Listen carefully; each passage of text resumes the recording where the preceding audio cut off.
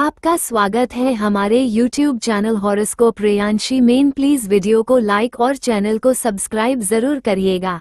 जोर से बोले श्री शिवाय नमस्तुभ्याम। 16 सोमवार के व्रत सबसे जटिल व्रतों में से एक माने जाते हैं और 16 सोमवार के व्रत करने से दुर्लभ मनोकामना भी पूर्ण हो जाती है। हर हर महादेव, जय हो भोलेनाथ। आज की इस वीडियो में मैं आप सभी को 16 सोमवार के व्रत कैसे किए जाते हैं, इसमें क्या खाना चाहिए, व्रत के क्या नियम हैं, पूजा कैसे और कब करनी चाहिए, उद्यापन हमें कब और कैसे करना चाहिए, तो 16 सोमवार से संबंधित इस तरह की तमाम जानकारी मैं आप सभी के साथ इस वीडियो में शेयर करने वाली हूँ। तो देखिए, 16 सोमवार के व्रत जो हैं वो कोई भी रख सकता है, स्त्री, पुरुष, बच्चे, बूढ़े, लड़के, लड़कियां। और 16 सोमवार के जो व्रत है वो मुख्य रूप से सावन, अगर सावन से शुरू ना कर पाए तो बैसाख, मार्गशीर्ष या कार्तिक के महीने से आप इन व्रतों की शुरुआत कर सकते हैं। तो देखिए, 16 सोमवार में पूजन मुख्य रूप से प्रदोष काल में किया जाता है। तो सबसे पहले तो आप अपने घर की एक साफ सुथरी पवित्र जगह को चुन लें और यहाँ पर मैंने चौकी बिछा ली है, उसके ऊपर सफेद रंग का वस्त्र बिछा लिया है। आप सफेद या पीले रंग का वस्त्र बिछा लें और अक्षतों का आसन देते हुए यहाँ पर शिव परिवार का चित्र है मेरे पास और इस चित्र में देखिए गणपति जी भी बने हुए हैं, तो गणपति जी का पूजन भी हम इसी में ही कर लेंगे। और देखिए, 16 सोमवार के व्रतों में पूजन आप मंदिर में भी कर सकते हैं और घर पर भी कर सकते हैं। और इसके साथ ही देखिए, अगर आपके पास शिवलिंग है तो आप उनका पूजन कर सकते हैं और नहीं है तो इस तरह से मिट्टी के शिवलिंग भी बनाकर आप पूजन कर सकते हैं। और शिव जी के पूजन में मिट्टी से अगर हम शिवलिंग बनाकर पूजा करते हैं तो हमारा जो पूजन है वो और भी अधिक प्रभावशाली हो जाता है। और देखिए, पहले सोमवार को अगर आप पूजन घर पर करते हैं तो प्रत्येक 16 सोमवार को आपको घर पर ही पूजन करना होगा। और अगर पहले सोमवार से शुरुआत आप मंदिर में पूजन करने से करते हैं तो पूरे 16 सोमवार आपको मंदिर में ही पूजन करना होगा। और पूजा का जो समय है वो आपका सुनिश्चित होना चाहिए। पूरे 16 सोमवार तक प्रत्येक सोमवार को आपको एक ही समय पर, एक ही टाइम पर पूजा करनी है। तो देखिए, शिवलिंग को बनाने के लिए अगर आपको काली मिट्टी मिल जाए तो आप उसका प्रयोग करें और शिवलिंग में देखिए आप पानी से हाथ जरूर फेर दें, कहीं भी शिवलिंग में दरार नहीं होनी चाहिए।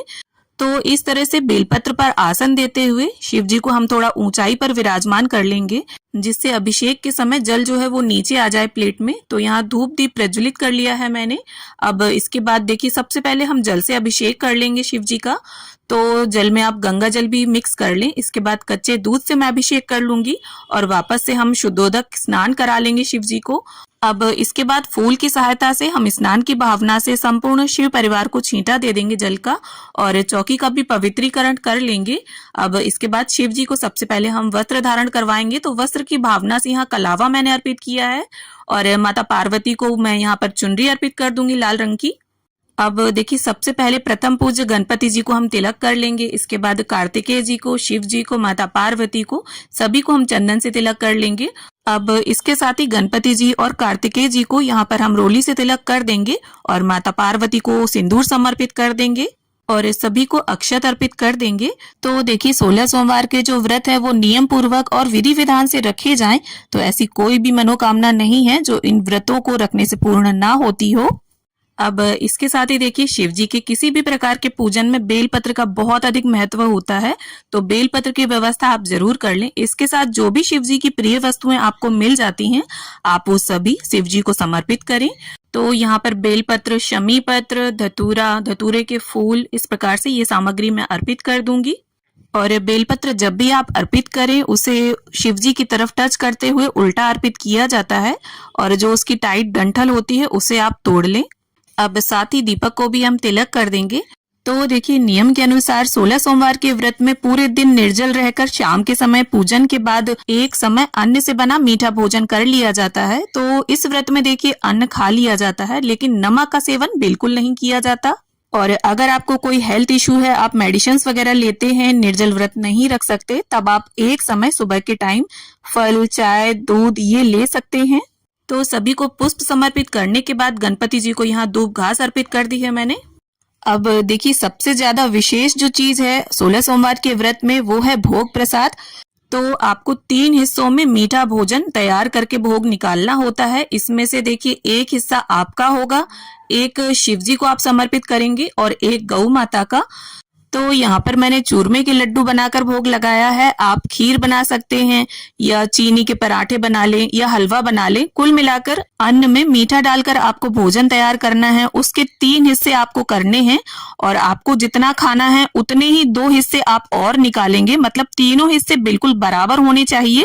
आपको ऐसा नहीं करना है कि अपना हिस्सा आप ज्यादा रखें और बाकी के 2 हिस्से में थोड़ा थोड़ा भोग निकालें। तीनों हिस्से बिल्कुल बराबर रखना। और देखिए, अगर आप अन्न ना खाकर फलाहार व्रत करना चाहते हैं तो कोई भी फल आप ले सकते हैं। जैसे 12 केले ले लें 4-4 की संख्या में, उन्हें 3 हिस्सों में रख सकते हैं, या 6 सेब ले लें 2-2 की संख्या में 3 हिस्से कर दें। और अन्न के भोग के साथ साथ आप फल भी समर्पित कर सकते हैं, लेकिन ये फल आप नहीं खाएंगे, परिवार के सदस्यों में इसे वितरित कर सकते हैं।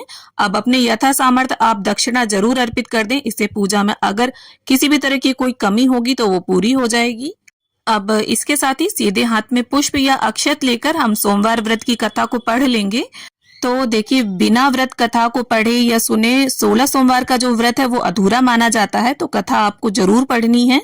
और देखिए, 16 सोमवार व्रत का एक बहुत ही जरूरी नियम होता है कि ये व्रत आपको बीच में स्किप नहीं करने हैं। किसी भी कंडीशन में आपको व्रत छोड़ना नहीं है। और अगर आपका बीच में मासिक धर्म आ जाता है तब भी आप व्रत रहेंगे, छोड़ेंगे नहीं। पूजन आप अपने पति से, भाई से, बहन से या माँ से करवा दीजिए।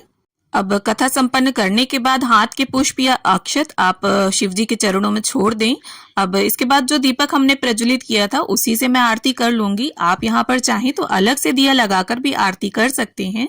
और देखिए, 16 सोमवार के व्रतों में आपका व्रत अगर बीच में छूट जाता है, किसी वजह से आप व्रत नहीं रह पाते हैं, तब दोबारा से आपको व्रतों की शुरुआत करनी होगी। पहले के जितने भी व्रत हैं वो नहीं माने जाएंगे। तो इस प्रकार से हम प्रेम पूर्वक गणपति जी की, संपूर्ण शिव परिवार की आरती उतार लेंगे और हाथ जोड़कर सभी से पूजा में रही कमियों के लिए क्षमा याचना कर लेंगे और ऐसी प्रार्थना कर लेंगे कि प्रभु हमारी मनोकामना जल्द से जल्द पूर्ण करें और सभी व्रतों को निर्विघ्न संपन्न करने में हमारी सहायता करें। तो इस तरह से हमारी पूजा संपन्न हो जाती है। और पूजा के बाद आप सभी को प्रसाद बांटकर स्वयं भी प्रसाद ग्रहण करें। गाय को आप पहले भी खिला सकते हैं और बाद में भी। और अगर गाय ना मिले आपको तो आप गाय वाला हिस्सा कन्या को भी दे सकते हैं।